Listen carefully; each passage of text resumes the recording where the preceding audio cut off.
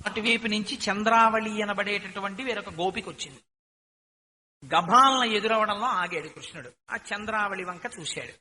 చంద్రావళి తన వంక చూశాడని పొంగిపోయింది. పొంగిపోతే ఆయన అన్నాడు, మనస్సులో రాధాదేవి ఉన్న కారణం చేత రాధా బాగున్నావా అన్నాడు. అంటే ఆవిడ చూసి, ఓహో ఈయన మనస్సు నిండా రాధని పెట్టుకుని నన్ను పలకరించాడనమాట అని ఆవిడంది, బాగున్నాను కంస అని. అనేటప్పటికి ఆయనకి బాహ్య స్మృతి వచ్చింది.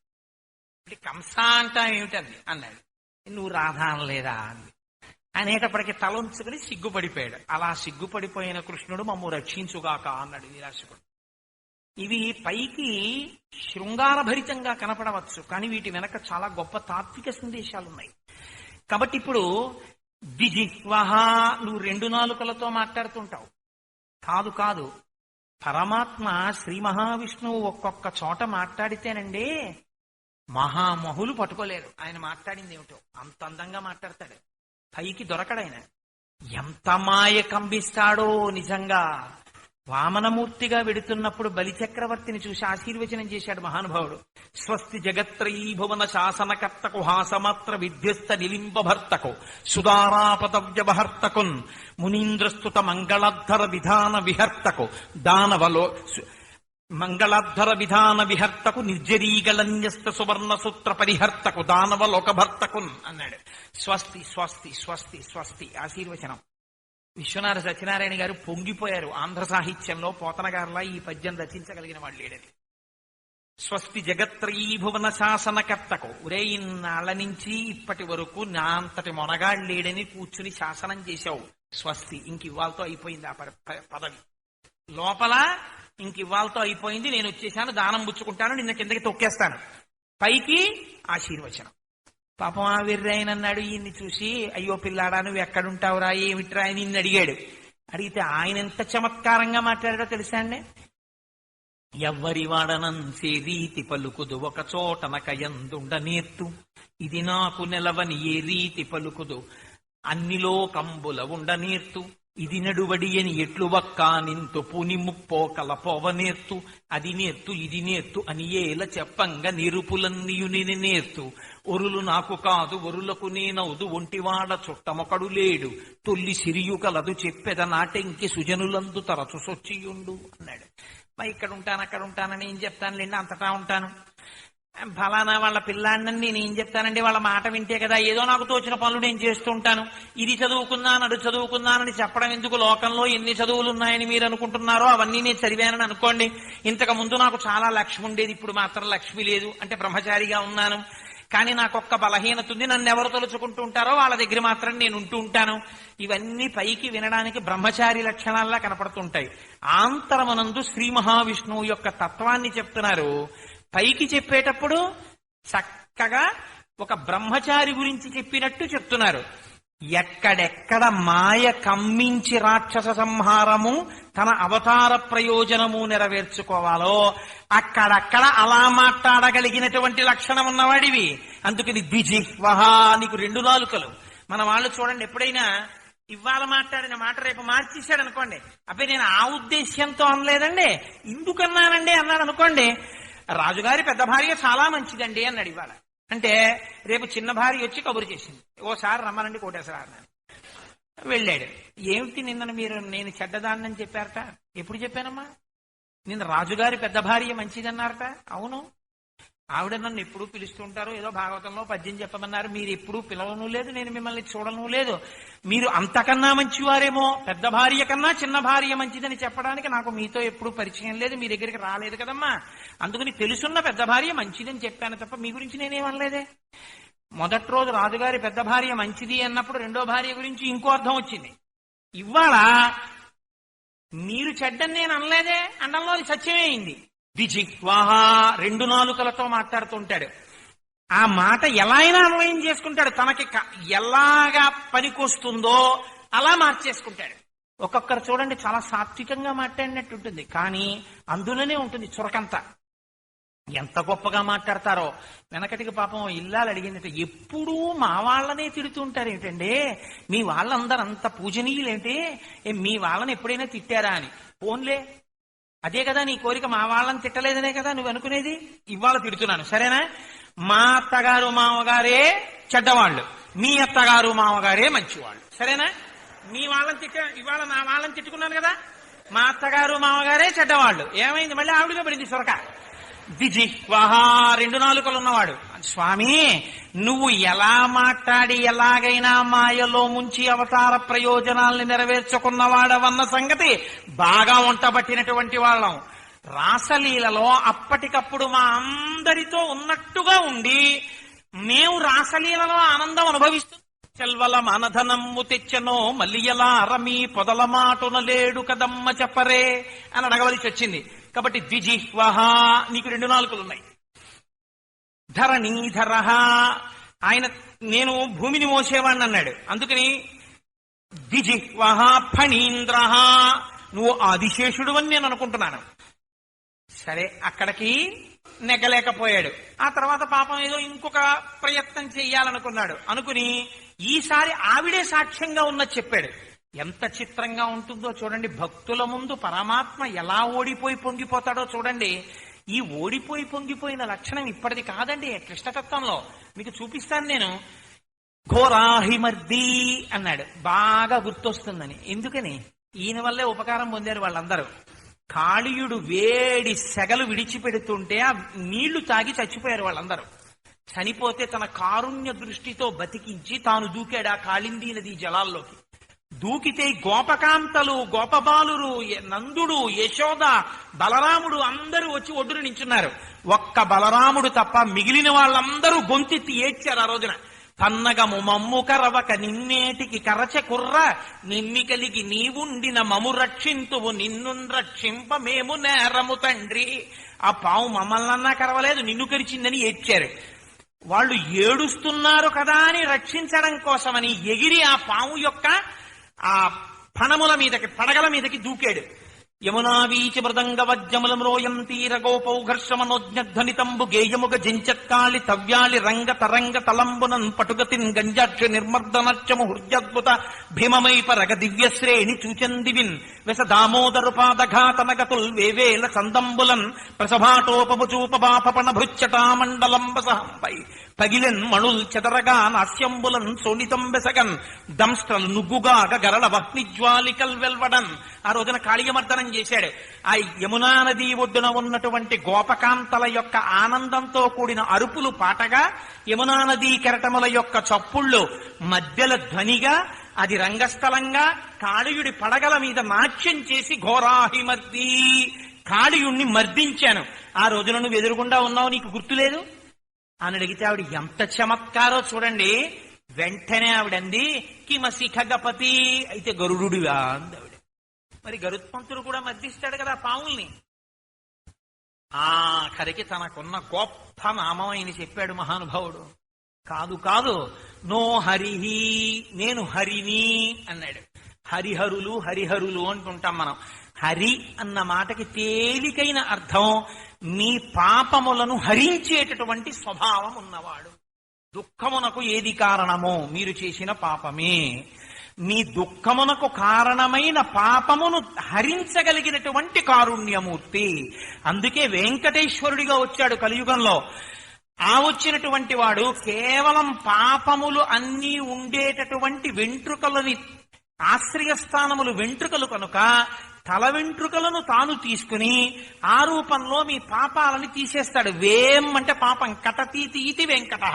అలా పాపములను తొలగించి మీకు దుఃఖములు లేకుండా మీకు సుఖములు కలిగేటట్టుగా అనుగ్రహిస్తాడు. అంతటి కారుణ్యమూర్తి. అందుకని నా పేరే అది అసలు, హరిహి అన్నాడు. ఆవిడెంత చమత్కారి. ఆవిడంది, ఓహో హరి అంటున్నావా, కిం కపీంద్ర, అయితే నువ్వు కోతివా, పెద్ద కోతివా అని అడిగింది. ఎవరైనా ఏ మాటైనా భరించగలరు, కానీ లోకంలో తన ప్రియురాలే ప్రియుణ్ణి పట్టుకుని ఓ కోతి ఇలా రెండందనుకోండి, చాలా బాధగా ఉంటుంది మనస్సు. అక్షరం పలకలేకపోయానండి, పొరపాటున పలికాను అని సర్ది చెప్పుకున్నా ఎవరైనా గబుక్కుని కోటేశ్వరరావు గారు అన్నారనుకోండి, నిజంగానే అన్నాడా, తడబడి అన్నాడా, లేకపోతే ఏదైనా మనసులో పెట్టుకుని అన్నాడా, ఇంతమంది అన్నది ఈయన ఎందుకు అనలేకపోయాడు, తా దగ్గర తా ఎందుకు పలికిందనిపిస్తుంది. ఆ కోతి అనగానే అవతల వాడికి చాలా బాధేస్తుంది, ఏంటి నేను అలా ఉన్నానా అనిపిస్తుంది. కాబట్టి ఆఖరణ ఈ మాట అనేటప్పటికీ ఇంత పరమాత్మకి ఇంకో నామం గుర్తు రాలేదు. చిత్రం ఏమిటో తెలుసా అండి, ఇన్ని నామాలతో పిలిపించుకుని ఆ నామం పిలిచేటప్పటికి పరిగెత్తుకొచ్చే లక్షణం ఉన్నవాడు, ఇన్ని లక్షణాలు ఉన్నవాడు తన నామాలు తాను చెప్పుకున్నాడు సృష్టిలో. ఇలా ఎక్కడా ఉండదు. తన నామాలు తను చెప్పుకోవడం ఏంటండి, తన నామాలు తాను చెప్పుకుంటే తనని గుర్తించడానికి అవకాశం లేకుండా పోయి ఆవిడ గుర్తించలేదు. గుర్తించనట్టు నటించి ఆవిడ కొత్త చమత్కారంతో అన్వయం చేసింది. ఇప్పుడు ఆవిడికి ఇంకా పాపం జవాబు చెప్పలేకపోయాట. ఎవరు జవాబు చెప్పలేకపోయాడు? ఎవడు సమస్త వాంగ్మయమునకు ఆధారమో, ఎవడు సమస్త వాంగ్మయమునకు అకార రూపుడై ఉన్నాడో అటువంటి వాడు ఇంకొక నామం చెప్పుకోలేక గోపకాంత ప్రతివచనజిత, ఆ గోపకాంత పలికినటువంటి పలుకుల చేత ఓడిపోయి నోట మాట రాక నేల వంక చూపులు చూస్తూ నిలబడిపోయినటువంటి కృష్ణుడు మమ్ము రక్షించుగాక. ఏమిటండి ఇది? గెలిచిన వాడిని రక్షించమని అడగాల, ఓడిపోయిన వాడిని రక్షించమని అడగాల? లోకంలో సాధారణంగా ఇద్దరు దెబ్బలాడుకున్నారు అనుకోండి, ఒకరు గెలిచారనుకోండి, మీరు ఎవరిని అడగాలి? ఆ గెలిచిన ఆయన పంచలు చేరాలయ్యా మమ్మల్ని రక్షించండి, మాకు ఇలాంటిది నేర్పుదురు, కొంచెం ఇలాంటి భాష్యం చెప్పడం అని చెప్పాలి. లీలాశుకుడు ఇదంటలేదు. ఓడిపోయినటువంటి కృష్ణుడున్నాడే ఆయన మమ్మల్ని రక్షించుగాక. ఇదేమిటి ఓడిపోయిన వాడిని రక్షించమని అడగడం ఏంటి అంటే, ఇందులో లీలాశుకుడు చూస్తున్న తత్వం ఇంకోటి ఉంది. కృష్ణ, ప్రపంచంలో అన్నిటికన్నా చాలా బాధాకరమైన విషయం ఏమిటంటే ఓడిపోవడం. నీకు ఈ లక్షణం ఇవ్వాల్టిది కాదు. నీకు భక్తుల చేతిలో ఓడిపోవడం అంత పెద్ద సన్మానం ఇంకోటి లేదు. ఒకానొకనాడు కురుక్షేత్రంలో యుద్ధం చేయడానికి ఏర్పాట్లు పూర్తవుతున్నాయి. ఎవరో వచ్చారు కృష్ణ పరమాత్మ వైపు నుంచి, అర్జునుడి వైపు నుంచి వచ్చి చెప్పారు, భీష్మాచార్యుల వారు సర్వసైన్యాధిపతి కురుక్షేత్రంలో కౌరవుల వైపు. కృష్ణుడు రథసారథ్యం చేస్తాట, అర్జునుడి రథం నడుపుతాట, అస్త్రం పట్టట, ఆయుధం పట్టట అని.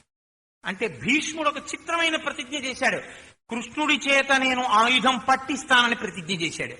ఆయుధము పట్టనని ప్రతిజ్ఞ చేసిన వాడు పరమాత్మ అన్న విషయం భీష్ముడికి తెలీదా? స్పష్టంగా తెలుసు. తెలుసుండి ఏమని ప్రతిజ్ఞ చేశాడు? పరమాత్మ యొక్క ప్రతిజ్ఞని నేను భంగం చేయిస్తాను, ఆయన ప్రతిజ్ఞ భంగం అయిపోయేటట్టు చేస్తాను, పట్టిస్తాను ఆయుధం అన్నాడు. ఇప్పుడు కురుక్షేత్రం ప్రారంభమైంది. భగవంతుడి చేత ఆయుధం ఎలా పట్టించచ్చో, ఈశ్వరుడే చేసినటువంటి ప్రతిజ్ఞ ఎప్పుడు పక్కన పెట్టేస్తాడో భీష్మాచార్యుల వారు లోకానికంతటికీ నేర్పాడు. ఎప్పుడు చేశాడో తెలుసా అండి ఈ స్థుతి? ఆఖరణ అంపశయ్య మీద పడుకున్నప్పుడు చేశాడు మహానుభావుడు. కుప్పించి ఎగసిన కుండలంబుల కాంతి గగన భాగం బెల్ల కప్పి కొనగా ఉరికిన ఓర్వక నుదరంబులోనున్న జగముల వ్రేగున జగతి కదుల చక్రంబు చేబట్టి చనుదించు రయమునపైనున్న పచ్చని పటముజార నమ్మితి నాలావునగుబాటు చేయకు మన్నింపు మని క్రీడి మరల దిగువ కరికి లంఘించు సింహంబు కరణి మెరసి నేడు భీష్ముని చంపుదు నిన్ను కాతు విడువు మర్జున యటంచు మద్విసి కవృష్టి తెరలి చనుదించు దేవుండు దిక్కునాకు అన్నాడు. ఆనాడు భీష్మాచార్యుల వారు కృష్ణుడితో ఆయుధం పట్టించడం కోసమని ఎడతెరిపి లేకుండా అర్జునుడి మీదకి బాణాలు వేశాడు. వేస్తే కృష్ణ పరమాత్మ ఇంకా తిరిగి బాణం కూడా వెయ్యలేని స్థితిలోకి వచ్చేసినటువంటి అర్జునుడు ఏమిటి బాణాలు వేయలేకపోతున్నాడు ఏమిటని ఇలా వెనక్కి తిరిగి చూశారు. పూచిన మోదుగు చెట్టు ఎలా ఉంటుందో అలా ఉన్నాడు అర్జునుడు. ఒంటి నిండా రక్తధారలు కారిపోతున్నాయి. తాను ఎదర కూర్చుని సారథ్యం చేస్తుంటే తనని నమ్ముకుని యుద్ధంలోకి దిగినటువంటి వాడు, కృష్ణుడు ఉన్నాడు అన్న పూనికతో ఉన్నవాడు, తనకి పరమభక్తుడైనటువంటి వాణ్ణి స్వచ్ఛంద మరణ వరం ఉంది కదా అని ఇన్ని బాణాలేసి కొట్టేస్తాడా? చూడి భీష్ముడిని ఏం చేస్తాను అనుకున్నాడు. అంతే మర్చిపోయాడు. ఆయుధం పట్టను అని ప్రతిజ్ఞ చేశానన్న విషయం మర్చిపోయాడు. ఒక్కసారి కుప్పించి ఎగసిన కుండలంబుల కాంతి గగన భాగం బెల్ల కప్పి కొనగా అంపశయ్య మీద పడుకుని చెప్పుకుంటున్నాడు మహానుభావుడు భీష్ముడు పొంగిపోతూ. ఆ రోజున రథంలోంచి దూకేస్తే కుండలాలు రెండు ఇలా ఊగితే వాటి కాంతి ఆకాశం అంతా కప్పేసింది. ఒక్క దూకడంలో ఆయన కడుపులో ఉన్నాయేమో లోకాలన్నీ కదిలిపోయాయి. భీష్ముడి మీదకి కోపంతో పరిగెత్తుకొచ్చేస్తుంటే పైన వేసుకున్న ఉత్తరీయం జారి యుద్ధభూమిలో కింద పడిపోయింది. అర్జునుడు రథంలోంచి కిందకి దూకి ఆ ఉత్తరీయం తీసి చేత్తో పట్టుకుని, బావా బావా, అర్జునుడు చేత కాకపోతే, యుద్ధం చెయ్యలేకపోతే కృష్ణుడు ఆయుధం పట్టాడంటుంది లోకం. వద్దు బావా, వదిలేయి వదిలేయి వదిలేయి అని వెంట పడుతున్నాడు. నిన్ను చంపుతానని నీ మీద ఇన్ని బాణాలేస్తాడా? నేను నీ ఎదరుండగాను చూడి వాళ్ళు ఏం చేస్తాను. ఏనుగు మీద పడి చంపేసేటటువంటి సింహంలా ఇవాళ భీష్మాచార్యుల వారి యొక్క గుండెలు వ్రక్కలు చేసేస్తానని సుదర్శన చక్రం పట్టుకుని నా వైపుకు పరిగెత్తుకొచ్చేశాడు. ఆ రోజున ఆయుధం పట్టనన్న ప్రతిజ్ఞ మర్చిపోయాడు. తన భక్తుడి జోలికి వెళ్ళేటప్పటికి, తన భక్తుడి జోలికెడితే తన ప్రతిజ్ఞ పోతుందని కూడా చూసుకోకుండా మర్చిపోయిన ఆ కృష్ణుడున్నాడే, ఆయన నన్ను రక్షించుగాక అని అంపశయ్య మీద పడుకుని చెప్పుకున్నాడు భీష్మాచార్యుల వారు. భక్తుల చేతిలో ఓడిపోవడం పరమాత్మకి ఎంత ఆనందం మహానుభావుడికి. ఓడిపోయి దెబ్బలు తిని సంతోషపడిపోయి వాటిని ఆభరణాలుగా స్వీకరిస్తూ ఉంటాడు. అంతటి భక్తపరాధీనుడు కనుక లోపలనున్న గోపిక చేత ఓడింపబడినటువంటి కృష్ణుడు పరమ ప్రసన్నుడు, చాలా సంతోషపడిపోతాడు. ఓహోహో, ఇవాళ నా నామాలు నేను చెప్పుకునే స్థితి వచ్చింది. అసలు లోపలున్నావిడ చెప్పాలి నా నామాలు, నేనే చెప్పుకున్నాను. నా నామాలు నేను చెప్పుకున్నా కూడా నేనెవరో నేనే ఆవిష్కరించుకోలేని స్థితి వచ్చింది. ఋషులు నా గురించి చెప్పారు, వేదాలు నా గురించి చెప్పాయి, భక్తులైన వారు నన్ను తెలుసుకున్నారు, నా నామాలు చెప్పుకున్నారు, పిలిచి నామము చేత నామిని పట్టుకున్నారు. నేను ఇది ఆఖరికి చెప్పుకోలేని స్థితిలో, వాక్కులేని స్థితికి నన్ను తీసుకెళ్లిపోయింది. ఏమీ ఈవిడ శక్తి. నా హరి అన్న నామం పనికి రాలేదు, చక్రి అన్న నామం పనికి రాలేదు, ఘోరాహిమర్ది ఆవిడే సాక్ష్యం పనికి రాలేదు. నేను ఎన్ని చెప్పినా ఇంకో అన్వయం చేస్తోంది. ఇంకా నేను ఈవిడితో ఏం మాట్లాడగలను అని అసలు లోకమునకు మాటలు నేర్పగలిగినటువంటి వాడు మాట్లాడలేకుండా చేసినటువంటి ప్రజ్ఞ కలిగిన గోపిక ఆ ప్రజ్ఞ పొందినది నీ కారుణ్యము చేతనే ఈశ్వరా. అలా ఓడిపోవడం నీకెంత ఇష్టమో, ఆ ఓడిపోయిన నాడు ఎంత ఆనందపడిపోయావో. ఆనందపడిపోయి ఓడిపోయిన వాడు తల ఉంచుకుంటే సిగ్గుపడాలి. నువ్వు అలా ఓడిపోయి తల ఉంచుకోవడంలో ఎంత పొంగిపోయావో. ఆ పొంగిపోతున్న నీ రూపము మమ్ములను కూడా రక్షించుగాక. ఈ దర్శనాన్ని మీకు ఇవ్వడానికి, ఆ సౌలభ్యాన్ని మీకు ఆవిష్కరించడానికి, ఆ కృష్ణ తత్వమును మీ ముందు తీసుకొచ్చి పెట్టడానికి లీలాశుకుడు చేసినటువంటి ఒక అద్భుతమైనటువంటి ప్రక్రియ కాదు కాదు, గొప్ప ఔదార్యం, మహాత్యాగం. నేనైతే అంటాను, నేను ఒక ధ్యానమునందు ఒక విషయాన్ని అనుభవించాను అనుకోండి, ఒక విషయాన్ని అనుభవిస్తే వాళ్ళకి వీళ్ళకి చెప్పామనుకోండి, పేర్లు పద్దులు పెట్టారనుకోండి, వంకర మాటలు మాట్లాడారనుకోండి, దాని అందం పోతుంది. అయినా నేను ఎందుకు చెప్పాలి వాళ్ళందరికీ? నేను ధ్యానంలో అనుభవించింది నా సొత్తు, మాకేవో కనపడుతుంటాయో అంటామంతే, చెప్పం. కానీ ఆయన అలా అనలేదు లీలాశకుడు. శబ్దములు చేయలేక ఇంకా తన నామము చెప్పుకోలేక నిలబడిపోయిన కృష్ణుని యొక్క సౌలభ్యాన్ని మీకు శ్లోక రూపంలో, శబ్ద రూపంలో మీకు అందించి ఆయన కృపని, ఆయన అనుగ్రహాన్ని మీ మీద వర్షింపచేశారు. మన ఋషులు ఇంతటి తాత్వికులు, మన ఋషులు ఇంతటి ఔదార్యమూర్తులు తప్ప మేము చెప్పేది ఎవరు వింటున్నారో, మేము చేసే ప్రార్థనలు ఎవరు చేస్తున్నారో, మేము చెప్పిన మార్గంలో ఎవరుంటారో వారికి మాత్రమే ఈ రక్షణలు కలుగుతాయని చెప్పిన వారు కారు. వారు ఏది చెప్పినా మహా, ఇది అందరికీ వర్తిస్తుంది, ఎవరెవరు దీన్ని పట్టుకున్నారో వాళ్ళందరికీ ఇది వర్తించాలి అని విశాల హృదయంతో, ఔదార్యంతో, ఎల్లలు లేక, హద్దులు లేక, సంకుచితత్వము లేక తాము అనుభవించినటువంటి ఆనందాన్ని శాబ్దిక చిత్రంగా గీచి మీకు అందించినటువంటి మహాపురుషులు. వాళ్ళ యొక్క రుణం ఎలా తీరుతుంది? మీరు కనీసం ఒక కృష్ణకర్ణామృతం పుస్తకాన్ని మీ ఇంట్లో పెట్టుకోవాలి, మీరు చదవాలి, మీ పిల్లలకి చెప్పాలి, చెప్పి సంతోషించాలి. మీరు తెలిసి చదివినా తెలియక చదివినా పరమాత్మయే చెప్పుకున్నటువంటి పేర్లున్నాయి అందులో. గొప్ప గొప్ప నామములు, మాధవ, లక్ష్మీ కటాక్షం, ఘోరాహిమద్ధి, నాడుల యందు జ్ఞాన ప్రసరణ చేయించగలిగినటువంటి నామం. ఇలాంటి నామములు ఈశ్వరముఖంగా పలకబడ్డాయి. ఆ శ్లోకాన్ని మీరు ఇంట్లో చదువుకుంటున్నారనుకోండి, మీ పిల్లలకి నేర్పారనుకోండి, మీ పిల్లలు చదువుతున్నారనుకోండి, అది ఇంట్లో సర్వ మంగళములకు హేతు అవుతుంది. ఎందుకంటే ఈశ్వరనామములు అందులో ఉన్నాయి. పోతన గారు అంటారు భాగవతంలో, ఎవడు పతనావస్థ వైపుకు వెళ్ళిపోతున్నాడో వాడు ఏదో ఒకటి అడ్డు పెట్టుకుని అత్యంత సులభమైన భగవన్నామమును పలకడానికి ఇష్టపడడు. వాడి గురించి నువ్వెందుకు బెంగపెట్టుకుంటావు? వాడికి నా నామం పలికి ఉద్ధరింపబడేటటువంటి అదృష్టం లేదు. నా నామాన్ని దూరంగా పెట్టి అమ్మో ఆ నామం పలకడమే అని నా పేర్లన్నీ పక్కన పెట్టుకుని పరికిమార్ల పేర్లు పట్టుకు తిరుగుతుంటారు. వాడు పతనం వైపుకు పోతున్నాడు. వాడి గురించి నీకెందుకు బెంగ? నా నామం పలకని వాడు పతనావస్థని పొందుతున్నవాడు అంటాడు. కనుక మనకి ఇటువంటి కృప చేసిన వాడు లీలాశకుడు. కాబట్టి ఆ రెండవ లీల ఆ మహానుభావుడు కృష్ణ పరమాత్మ ఆయనకి దర్శింపచేశారు. వేరొక చోట కృష్ణ పరమాత్మని నిజంగా ఎంత గొప్ప దర్శనం చేశాడో లీలాశకుడు. తాను దర్శనం చేసి దీని విషయంలో ఎర్రసిరాతో మీరు జాగ్రత్తగా గీత గీసి పెట్టుకోవలసినటువంటి ఒక విషయాన్ని కూడా నిక్షేపించారు ఆ శ్లోకంలో.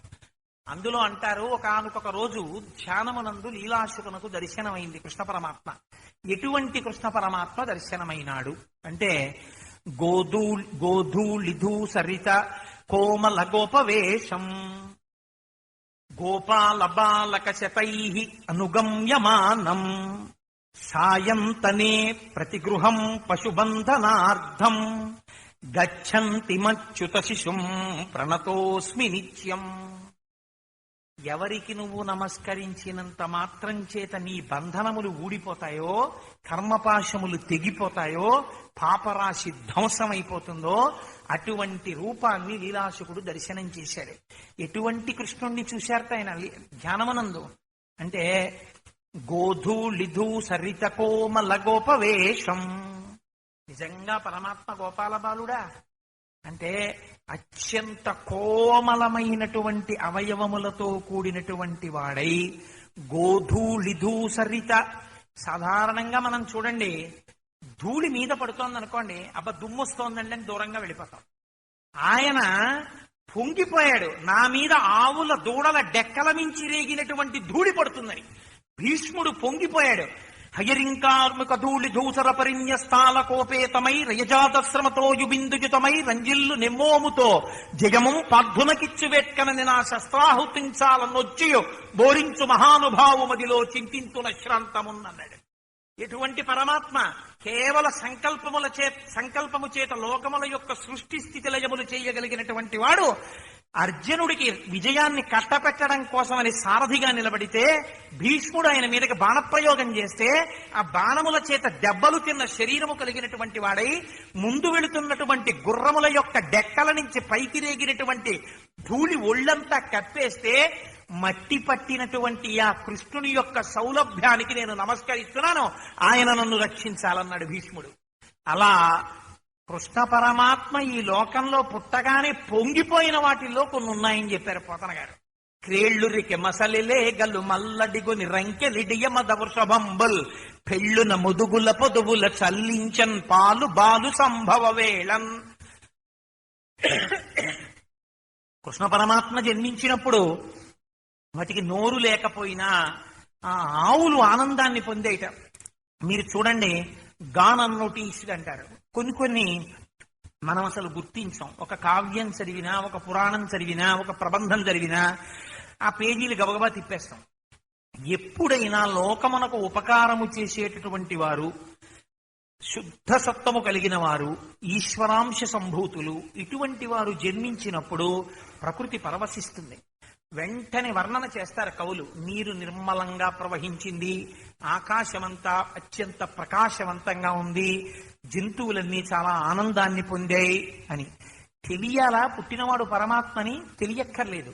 తెలియకపోయినా ఈశ్వరుడు ఒక రూపాన్ని తీసుకుని పుట్టగానే ఆవులు దూడలు పొంగిపోయాయి. ఎలా పొంగిపోయాయంటే క్రేళ్లురికి మసలిలే గలు. ఆవు దూడ గెంతినట్టుగా గేది దూడ గెంతదు. గేదె దూడ అలా పడుతుంది. ఆవు దూడ పుట్టగానే కొంచెం 4 అడుగులు వేసేటప్పటికి చెంగు చెంగులు గెంతుతుంది. కృష్ణుడు పుట్టగానే ఆవు దూడలు పొంగిపోయి గెంతులేసేయట. ఎద్దులు మోరలెత్తి పెద్ద అరుపులు అరిచేయట. సేరుపాలిచ్చే ఆవులు 2 షేర్ల పాలిచ్చేయట. ఎందుకని? మాధవుడు జన్మించాడు, కృష్ణుడు జన్మించాడని పొంగిపోయేట. ఆవులు దూడలు ఆ రోజుల్లో పొందినటువంటి అదృష్టం ఏమిటో తెలుసా అండి? అవి నోరు లేనివి కావచ్చు, అయినా వాటికి రక్షకుడిగా వెంట వెళ్ళినటువంటి వాడు పరమాత్మ. రోజు ఆ ఆవులు దూడలు ఎద్దులనన్నిటినీ స్పృశించేవాడు, వాటిని కడిగేవాడు, వాటిని గడ్డి పెట్టి తోమేవాడు, వాటి పాలు పితికేవాడు, వాటికి కుడితి పెట్టేవాడు, వాటికి చిట్టు పెట్టేవాడు, వాటికి తౌడు పెట్టేవాడు. అక్రూరుడైతే అసలు పొంగిపోయాడు. ఇప్పుడు నాకు పశువుల శాలలో కృష్ణ దర్శనం అవుతుందని చెప్పుకున్నాడు. అటువంటి కృష్ణ పరమాత్మ లీలాశుకుడికి దర్శనమిస్తున్నాడు. గోధూళిధూ సరిత కోమల గోపవేషం, గోపాల బాలుడిగా చిన్ని కృష్ణుడుగా ఒళ్ళంతా గోధూళితో, ముందేమో బోలెడన్ని ఆవులు, ఒక్క నందుడికే కొన్ని వేల ఆవులు. ఈ ఆవులు, ఈ దూడలు, ఈ ఎద్దులు ఇవన్నీ అంబా నడుచుకుంటూ, అందులో సాయంకాలం ఇంటికి వచ్చేస్తున్నటువంటి ఆవుల యొక్క అల్లరి చాలా ఎక్కువగా ఉంటుంది. అమ్మా నడుచుకుంటూ వచ్చేస్తుంటాయి. వాటి కోసం అని చెప్పి ఆ ముందు ఎక్కడో ఆవు ఉంటుంది, మిగిలినవేమో దూడలు ఎద్దులు అడ్డొచ్చేస్తాయి. ఈ వెనక నుంచి దూడలు తల్లి కోసం అంబే అని వరుస్తుంటాయి, వెనక్కి తిరిగి అంబే అని ఆవు ఆగిపోతుంది. ఈ ఆవు దూడ కలిసిపోవాలి. ఈ మధ్యలో ఏ ఎద్దో కుమ్ముతుంది, అవి కుమ్ముకుంటే ఆ కొమ్ములు వచ్చి గుచ్చుకుంటాయి. వీటిని జాగ్రత్తగా నియంత్రించగలిగినటువంటి వాడు ఒకటి ఉండాలి. ఈ దూడల మధ్యలోకి పరిగెత్తికి వెళ్ళగలగాలి, వాటిని పట్టుకోవాలి, విడదీయాలి. ఎవరి ఇంటిలోకి వెళ్ళవలసిన దూడల్ని ఆ ఇంట్లోకి తొయ్యాలి. అవి కొన్ని వెడతాయి, కొన్ని వెళ్లకుండా అలా వెళ్ళిపోతుంటాయి. మళ్ళీ దాన్ని పట్టుకుని తీసుకురావాలి. మనకి చూస్తే ఇన్ని ఆవులు, ఇన్ని ఎద్దులు, ఇన్ని దూడల్లో దిక్కుమాలిందో 10 కాకులు గోడ మీద వాలితే 10 ఎగిరిపోతే ఇందులో 8వ కాకి ఎక్కడ వాలిందంటే మనం చెప్పలేం. అంటే కాకి ఎక్కడ వాలిందో నేనేం చెప్పను, అన్ని ఊళ్ళో ఉన్నాయంటాం. కానీ గోపాల బాలులకు అదో లక్షణం ఉంటుంది. చాకలి చూడండి, ఎన్ని బట్టలు పట్టుకెళ్ళినా మన చొక్కా మనకి తెచ్చేస్తుంది. అదో గొప్ప ధారణాశక్తి. అలాగే ఆవులు తోలేటటువంటి వాళ్ళు ఎవరావేదో తీసుకొచ్చి కట్టేస్తారు గుమ్మల్లో. అందులో ఆ రోజుల్లో ఏదో 1 ఆవు 2 ఆవులు కావు, కొన్ని వేల ఆవుల మందలు పెడుతుండేవి. ట్రాఫిక్ ఏం లేదు, ఉన్నవివే ఐశ్వర్యం అక్కడ. ఇన్ని ఆవులు వెళ్ళిపోతుంటే గోపాల బాలురు వచ్చి చెప్తుండేవారట, కృష్ణ ఈ ఇంట్లో 200 ఆవులు కట్టాలి. 200 ఆవులు కట్టాలంటే పొగరబోతావులు చాలా ఉన్నాయి కృష్ణ, పొడి చేస్తాయి. నువ్వు ఇలా వచ్చి ట్రర్ అన్నావంటే చాలు. గయోపాఖ్యానంలో వర్ణిస్తాడు. నువ్వు ట్రర్ అన్న మోయగలమే అని అదే శబ్దాన్ని వేశాడు శిశపద్యంలో మహానుభావుడు. అందుకని ఆ ఆవుల్ని దూడల్ని నిన్ను చూసేటప్పటికి మాత్రం మాట వింటాయి. నువ్వు వాటిని తీసుకొచ్చి ఇలా పలుపు కట్టేస్తుంటే మమ్మల్ని అయితే కొమ్ములు పెట్టి పొడి చేస్తాయి, నిన్నైతే పొడవవు, చక్కగా వచ్చి నాలుక పెట్టి నాకుతాయి. అదేమిటో నిన్ను చూస్తే అంత ఇష్టం ఆవులకి దూడలకి. కొంచెం కృష్ణ మా ఇంట్లో ఈ 200 ఆవులు కట్టేవా అంటే ఇంకోటి పరిగెత్తుకొచ్చి వాడిని తోసేసి, అలా కాదు కృష్ణ, వాళ్ళ ఇంట్లో 200 ఆవుల్లో 10 ఆవులే పొగరబోతావులు, మా ఇంట్లో కట్టవలసినటువంటి ఆవుల్లో 70 ఆవులు పొగరబోతావులు, 80 ఎద్దులు పొగరబోతెద్దులే. మొన్న చూడు గట్టిగా బిర్ర బిగుసుకుంటుంది ఒక్కొక్క ఎద్దు. మీరు పలు పట్టుకుని ఎంత లాగండి రాదు. మీరు అది రావట్లేదు కదా అని పలు పట్టుకుని గట్టిగా లాగుతున్నారు అనుకోండి, ఒక్కసారి పరిగెత్తుకొచ్చి పొడుస్తుంది. ఇంత ఒక్కసారి అది వచ్చేయడంలో వీడు డామ్మని కింద పడిపోతాడు. అది పరిగెత్తుకొచ్చి తొక్కేస్తుంది, పొడి చేస్తుంది. ఇంతంత పెంకావులు ఎద్దులు ఉన్నాయి కృష్ణ, ముందు మా ఇంటికి రా అంటే మా ఇంటికి రా అని చెప్పి అటు ఇటు చేతులు పట్టుకు లాగుతుంటే ఎవరిని? సాక్షాత్తు పరమాత్మ. ఎవరికి ఇస్తున్నారు? ఎంగిలి ఉట్లు. వాళ్ళు స్నానం చేయరు, పొద్దున్న మొలగడిగితే తలగడగరు, తలగడిగితే మొలగడగరు. ఇలాంటి వాళ్ళు ఎంగిలి ఉట్లు. పైగా తిన్నదేమిటి? ఆ కృష్ణ పరమాత్మతో కలిసి ఈ ఆవులు కాయడానికి వెళ్ళినప్పుడు జలజాంత స్థిత కర్ణికం తిరిగిరా, సంఘంబులయ్యున్న రేకుల చందంబున కృష్ణుని తిరిగిరా, కూర్చుండి వీక్షించుచున్ శిలలు పల్లవముల్ లతల్ పత్రంబులు పువ్వులు ఆకులు కంచంబులుగా భుజించిరతన్ గోపాలకుల్ భర్గవ భూవరా అని ఆ రోజున ఆ గోపాల బాలురు తిన్నా కృష్ణుడితోటే, తాగినా కృష్ణుడితోటే, ఆడుకున్నా కృష్ణుడితోటే, పశువులు కట్టవలసి వచ్చినా కృష్ణుడితోటే. అప్పుడు ఈయనంటట, ఒరే నువ్వేం బెంగ పెట్టుకోకు, ఇక్కడ 60 ఆవులు కదా నీ కట్టేస్తాను గబగబా అని చెప్పేసి ఆయన పేరు పెట్టి పిలిస్తే మాత్రం వచ్చేయాల్సిందే ఆవు. ఓ పాంచజన్యమా, ఓ నారాయణ, ఓ గోవింద, ఓ కేశవ, ఓ శివ, ఓ సాంబ రండి అనేటప్పటికి మందలో ఎక్కడున్నా సరే అంబా అని అరుచుకుంటూ వచ్చేసి కట్టుకోయల దగ్గర నించునేటప్పటికి నవ్వుకుంటూ వెళ్ళి గబగబా వాళ్ళ ఇంట్లో కట్టేస్తుండేవాడు.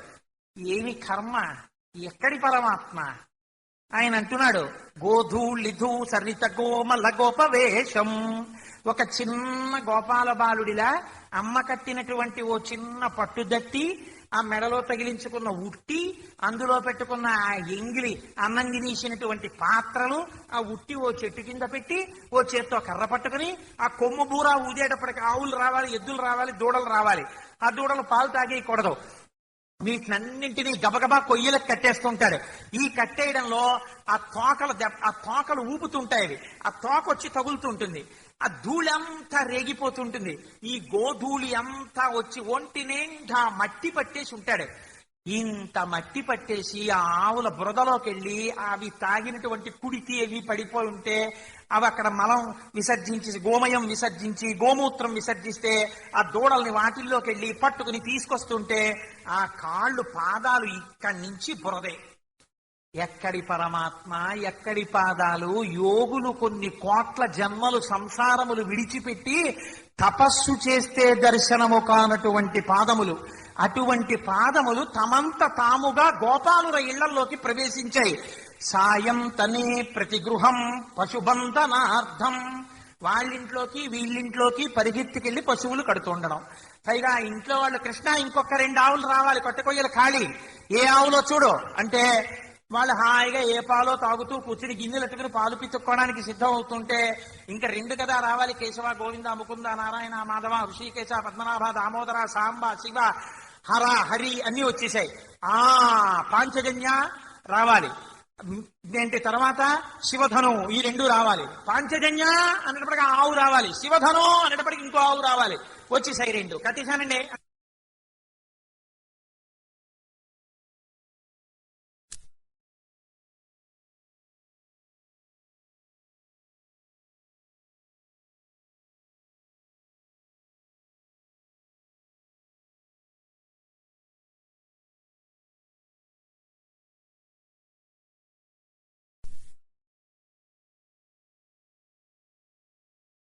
ఏ గోపాల బాలుడు ఆ ఇంట్లో కట్టుకోట. కృష్ణుడి ఆవులు మాత్రం అన్ని వెళ్లి చక్కగా వాళ్ళ ఇంట్లో ఉంటాయి. మిగిలిన అటు పారిపోయేదోటి, ఇటు పారిపోయేదోటి, తోకెత్తి పరిగెత్తేదోటి, పరిగెత్తుకుంటూ వెళ్ళాలి, దాన్ని పట్టుకోవాలి, మళ్ళీ తీసుకొస్తూ ఉండాలి. తీసుకొచ్చి సాయం తనే ప్రతిగృహం పశుబంధనార్థం. అందరి యొక్క పాశములను విప్పి అనుగ్రహించగలిగిన పరమాత్మ సాయంకాలం వేళ ప్రతి ఇంటికి వెళ్లి పశువుల యొక్క పాశములు పట్టుకుని గుంతలకు కడుతున్నాడు. ఏమి ఆశ్చర్యం! ఎంత సులభుడైపోయాడు! ఆవులు, దూడలు, గోపాల బాలురు, గోపకాంతలు, గోపపురుషులు వీళ్ళందరూ ఆయన్ని చూస్తున్నారు, ఆయనతో ఆడుకుంటున్నారు. సాయం తనే ప్రతిగృహం పశుబంధనార్థం గచ్చంతమచ్యుత శిశుం. ఈ మాట మీరు ఒడిసి పట్టుకోవాలి. ఇలా వెడుతున్నవాడు ప్రాకృత బాలుడు కాడు, చేతకానివాడు కాడు. ఆయన నిజంగా ఆవుల్ని దూడల్ని కట్టుకోవలసిన వాడు కాడు. అచ్యుత శిశుం వేసేశాడంతే విలాసు. అచ్యుతుడు అంటే తేలికగా చెప్పాలంటే 6 వికారములకు అందనివాడు, వికారములకు అతీతమైన వాడు, సత్యమైన వాడు, సర్వకాలముల యందుండువాడు. అటువంటి వాడు ఇవాళ ఒక గోపబాలుడిగా తాను కూడా ఓ చిన్న పంచె కట్టుకుని, ఓ ఎంగిలికుండ ఆ ఉట్టిలో పెట్టుకుని, కర్ర పట్టుకుని పశువుల్ని కడుతూ అందరిళ్లల్లో కెడుతూ ఆ చిన్ని కృష్ణుడే పెరిగి పెద్దవాడయ్యాడమ్మా అని ఆయన్ని పిలుస్తుంటే, వికారములు లేనివాడు వికారములను, తనకంటూ చెయ్యవలసిన కర్మ లేనివాడు ఒక కర్మ చేస్తూ, అసలు తాను చెయ్యవలసిన కర్మకి వ్యతిరేకమైన కర్మ చేస్తూ ఆయన పనేమిటి? ఎవరు కృష్ణుణ్ణి ధ్యానించారో వాళ్ళ పాశములు విప్పేయాలి. ఇవాళ పాశములతో పశువుల్ని కడుతున్నాడు. ఎంత చిత్రం! ఇది హేయమైనది, ఎవ్వరూ చెయ్యనిది. అటువంటిది ఆయన చేస్తున్నాడు. కోటేశ్వరరావు గారు, మీరు మా ఇంటికి పెళ్లికి తప్పకుండా రావాలండి, మా ఇంటికి వచ్చి మా అబ్బాయిని కోడల్ని ఆశీర్వచనం చెయ్యాలి అని మీరు అన్నారనుకోండి, చాలా సంతోషం అమ్మా, తప్పకుండా వస్తాం అంటాం. కోటేశ్వరరావు మంచి దుఃఖముక్కలా ఉంటారు, నీళ్లు రావట్లేదు, మా నూతులో కొంచెం పెళ్లికి 50 బకెట్లు నీళ్లు తోడి పెట్టాలి, కాస్త తెల్లవారకతే వచ్చేయండి అన్నారు అనుకోండి. చీమి మొహం ఇచ్చా, నా బందోబస్తుతనం అంతా మీ ఇంట్లో నీళ్లు తోడడానికి పనికొచ్చేదిగా కనపడిందా మీకు అనిపిస్తుంది నాకు. ఈశ్వరుడు చూడండి, అచ్యుత శిశుం, అసలు ఆ అవసరం లేనివాడు, వికారములు లేనివాడు, సత్యమయ్యున్నవాడు, పాశములను విప్పగలిగిన వాడు, రాశీభూతమైన జ్ఞానమైన వాడు, వేదములు ప్రతిపాదించలేవని చెప్పినటువంటి వాడు, తన పాదములు దర్శనము ఈయని వాడు, ఆ దర్శనము పొందితే చాలు లోకము ధన్యమైపోతుంది. అటువంటి వాడు బురదలో, ఆ గోమయంలో, మూత్రంలో తిరుగుతూ గోపాల బాలురు ఏమీ తెలియని వాళ్ళు ముట్టుకుంటుంటే, లాగుతుంటే, అక్కడికి వెళ్ళిపోతావే అని వీపు మీద కొడుతుంటే, నవ్వుతూ తిరుగుతూ ప్రతి సాయంకాలం వాళ్ళ ఇళ్ళకి వెళ్ళాడు. ఏం ఆశ్చర్యం ఇది! వాళ్ళు పిలవలేదు, రమ్మనలేదు, తానే వెళ్ళాడు అందరిళ్ళకి. ప్రతి సాయంకాలం వెళ్ళాడు. వెళ్ళి వాళ్ళ ఇళ్లలో పశువులన్నీ కట్టాడు. కట్టి తాను వచ్చాడు. అచ్యుతుడైన వాడు, అచ్యుతుడు శిశువైన వాడు, వచ్చి పశువులు కట్టినవాడు. ఏమి సౌలభ్యం కృష్ణ! ఇది నేను తలుచుకోకపోతే నా మనుష్య జన్మకి ప్రయోజనం ఏమిటి? పనికి మాలిన విషయాలన్నీ నేను తలుచుకోనా? నీ యొక్క ఈ కారుణ్యాన్ని, ఈ సౌలభ్యాన్ని నేను విస్మరించను. కాబట్టి సాయం తనే ప్రతి గృహం పశుబంధనార్థం గచ్చం తమచ్యుత శిశుం ప్రణతోస్మి నిత్యం. ప్రతిరోజు నేను అలా గోధూళి చేత అలంకృతమైనటువంటి ఆ చిన్ని కృష్ణుణ్ణి మనసులో తలుచుకు పొంగిపోతూ అచ్యుత శిశువు అని నేను నమస్కరిస్తాను. ఈశ్వర, నీవే గోపాల బాలుడిగా భూమి మీద చెరించావు. దాని గురించి విని, దాని గురించి చదువుకుని, ఆ కారుణ్యాన్ని తలుచుకుని పొంగిపోతే, అది వింటే, నమస్కరిస్తే, మనస్సులో ఒక్కసారి దర్శనమైతే అది అమృతమై మళ్లీ పుట్టవలసిన అవసరము లేకుండా పశువులు కట్టినటువంటి కృష్ణుడు మీ పాశములు విప్పేవాడిగా మీకు అనుగ్రహిస్తాడు. కాబట్టి అటువంటి స్వరూపాన్ని నేను ప్రతినిత్యము, ప్రతిరోజు నమస్కరించుచున్నాను అని లీలాశుకుడు అన్యాపదేశంగా మనుష్య జన్మ ఎత్తినందుకు కనీసం ఇంత కారుణ్యం, ఇంత సౌలభ్యాన్ని తలుచుకుని నమస్కరించకపోతే ఎందుకు వచ్చిన మనుష్య జన్మరాది? కాబట్టి నమస్కరించు. అలాంటి కృష్ణుణ్ణి చూడు. నిజాయితీతో గుండెల మీద చెయ్యేసుకొని ఒక్కసారి ఆలోచించండి. భాగవతం 12 స్కంధాలు చదివేశామండి, భాగవత ప్రవచనాలు చేసేసామండి అంటాం. లీలాశుకుడిలా అలా ప్రతి ఇంటికి వెళ్లి పశువుల్ని కడుతున్న కృష్ణుడు, గోపాల బాలుర చేత తాకబడుతున్న కృష్ణుడు, గోపకాంతల చేత పిలవబడుతున్న కృష్ణుడు, ఆవుల యొక్క గోమయంలో మూత్రంలో తిరుగుతున్న కృష్ణుడు, ఆవుల వెంట పరిగెడుతున్న కృష్ణుడు, ఆవుల్ని పేర్లు పెట్టి పిలుస్తున్న కృష్ణుడు, గోధూళి చేత శరీరమంతా నిండిపోయిన చిన్ని కృష్ణుడు, అసలు అలా ఉండవలసిన అవసరం లేనివాడు, అంత అందమైన రాశీభూతమైతే అటువంటి కోమలమైన శరీరంతో పిల్లవాడు ఆడుతుంటే నీకొక్కసారి అలాంటి కృష్ణుండి ఇక్కడ ధ్యానం చెయ్యాలని అనిపించలా? పోనీ నీకు అనిపించకపోతే నాకు అలా కనపడి దీన్ని నువ్వు శాబ్దిక చిత్రం గీయవయ్యా, అప్పుడైనా ఒక్కసారి నమస్కరిస్తారేమో. పశువుల కడుతున్న చిన్ని కృష్ణుణ్ణి చూస్తే వాళ్ళ పాశములు విప్పుతానయ్యా అని మళ్ళీ నా దగ్గరికి వచ్చి చెప్పి నా చేత ఈ శ్లోకం చెప్పించినప్పుడైనా నీకు ఆయన కారుణ్యం అర్థం కావట్లా? ఇప్పుడు కూడా నువ్వు ప్రతిరోజు ఆయనకి నమస్కరించాలని అనగలవా? కాబట్టి ప్రణతోస్మి నిత్యం, అటువంటి చిన్ని కృష్ణుడకు నేను సర్వదా నమస్కరించదను, ప్రతినిత్యము నమస్కరించదను అని మహానుభావుడు లీలాశకుడు తాను అనుభవించినటువంటి ఆ అద్భుతాన్ని మన ముందు ఆవిష్కరించినటువంటి ఘట్టం. రేపటి రోజున వేరొక విషయాన్ని లీలాశకుడు అనుభవించినది ఈశ్వరుడు ఏది పలికిస్తే దాన్ని మీ ముందు ప్రసంగిస్తాను. మంగళాశాసన పరై మదాచార్య పురోగమై సర్వైశ్చ పూర్వైరాచార్యై సత్వపాయాస్తు మంగళం. మంగళం కోసలేంద్రాయ మహనీయ గుణాత్మనే చక్రవర్తి తనూజాయ సర్వభౌమాయ మంగళం. ఉమాకాంతాయ కాంతాయ కామితార్థప్రదాయినే శ్రీగిరీశాయ దేవాయ మలినాథాయ మంగళం. కరచరణ కృతం వా కర్మ వాక్కాజం వా శ్రవణనైనజం వా మానసం వాపరాధం విహితమవిహితం వా సర్వమేత్తక్షమస్వ. శివ శివ కరుణాబ్ధే శ్రీ మహాదేవ శంభో. సర్వం శ్రీ ఉమామహేశ్వర పరబ్రహ్మార్పణమస్తు. స్వస్తి.